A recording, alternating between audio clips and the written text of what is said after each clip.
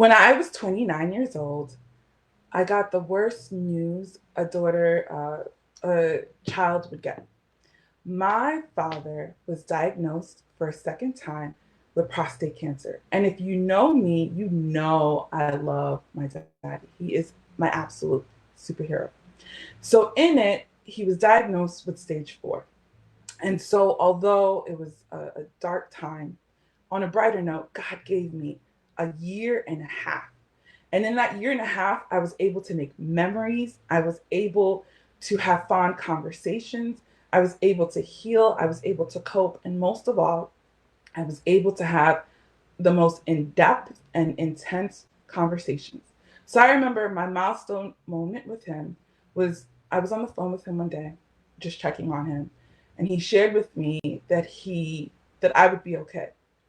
And that while I would be okay, that he was proud of me, that I never embarrassed him, that I never disappointed him.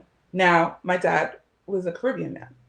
Now, Caribbean men, that's huge to hear from a parent that you never shamed them, you never embarrassed them. And so it was such a great moment that I will always be grateful for. Shortly after that, he passed away. He transitioned from this side of heaven to his heavenly home. And in that moment, it was so life changing and it began to unlock so many things. So let me take you on a journey. So, although I was born in America, both of my parents migrated from Haiti. And so they came with the typical storyline that they were in search for a better place, a better life for their children. I grew up with parents that are absolutely resilient. So when you think about it, as I matured in my journey, I got to watch them adapt to a culture, language, customs, traditions that were not theirs. And even then, while they were doing that, they were instilling into their children their stories, their customs, their traditions. I mean, absolutely amazing. And so, since I was the oldest, it was driven into me over and over and over that you cannot fail, that failure was never an option, and that education was your way out. So I remember going to school, my peers would get B's, and their parents would give them praise. I'd come home with a B, and my parents would say, "Next time, get an A plus," because Caribbeans, they do not play. And since I was the oldest of four, I, the torch was on me. And my parents gave us the best parts of themselves. They led by example. And so that's where my story began. That's where it all started.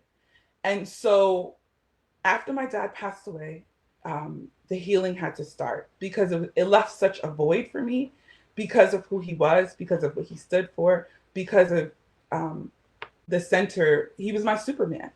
And so going through that journey, I went to therapy. And did God do some work?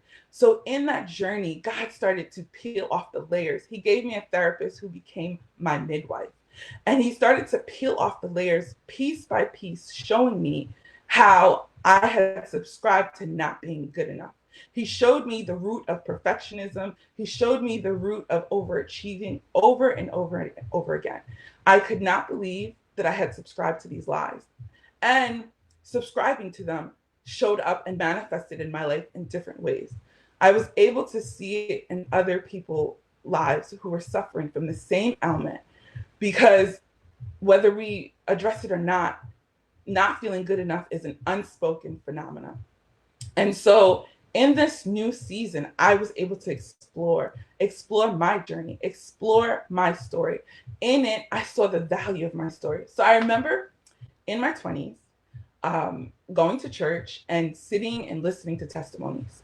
And eagerly, I'd listen and hear about what God did in their lives and how God changed the trajectory of their lives. And I would sit in amazement and just say, I know we're not supposed to say it.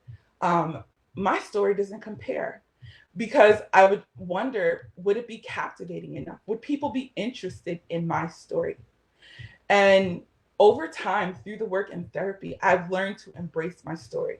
I learned to embrace my uniqueness, which was a game changer. And so as I walked through the journey of it, as I started to embrace myself, I learned some things along the journey, right? I learned that the decisions that we make are based on the lens of how we see ourselves. We make we make relationships based on that. We take jobs, we apply to roles, all because of that. The salaries we accept is based on how we see ourselves. So it's so important how we see ourselves. I don't know if you're aware of this. 6,000 thoughts, messages, according to Queen's experts from Queen's University in Canada. Messages are going through our mind daily, and so imagine if you check that message. What are you saying to yourself? Imagine if you were saying to yourself, "I am worthy, I am enough, and I am unstoppable." What would your life look like? How would it be framed? Would it be shaped differently? Would you have different relationships?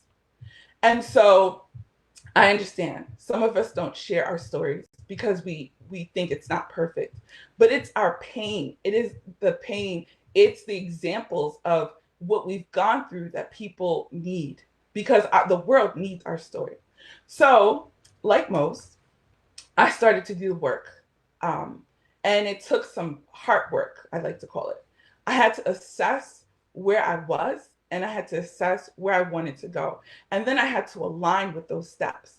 But the more and more I did reflection, I didn't even recognize the woman I had become because I was in shock at what I had subscribed myself to. Shock that I took on people's opinions of me who didn't even really know who I was.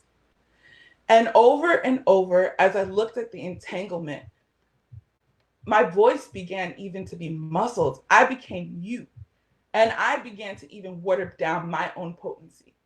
And I found myself being busy and it was to fill the void.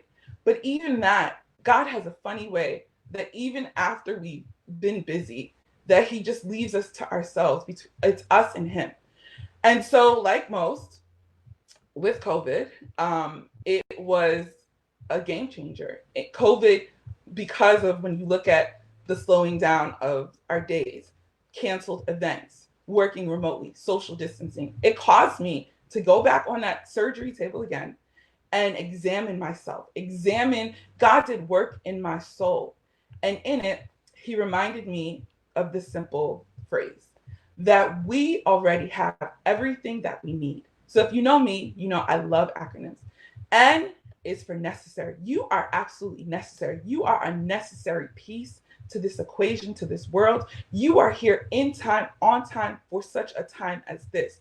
E is for expect. Too many times we expect so much in other people. Too many times we believe in others. It's time that we expect and believe in ourselves.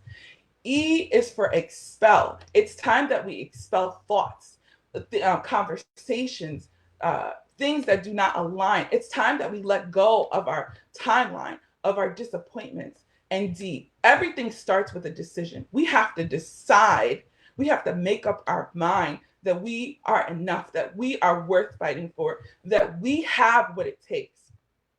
And so give me a second because I get so excited. When you think about your story, right? When you think about the importance of it, when you think about like the value of it, what comes up for you? Everyone has pain in their past. It's important to understand the life-changing power of our stories and the power of our pain. We first need to embrace it. Our past can and will become our platform. Yet too often, there's an insecurity that speaks within us that says there must be more. Because, baby, there is more. I believe that we are filled with a supernatural potential, and we need to be reminded to break glass ceilings of our past. It's time that we embrace who we are, the good, the bad, the ordinary, the ugly, the pieces that we don't want people to see. Every day we wake up, another sentence, another paragraph, another word is being written in our book. No longer can we dilute who we are. No longer can we dilute our potency. A young girl needs to hear that she can get through this season. A single mom needs to be reminded that she is more than a mother. A 50-year-old woman needs to hear that there is love on the other side. A 70-year-old woman needs to know that we still have need of her. And every woman in the world needs to know that you are enough. Thank you.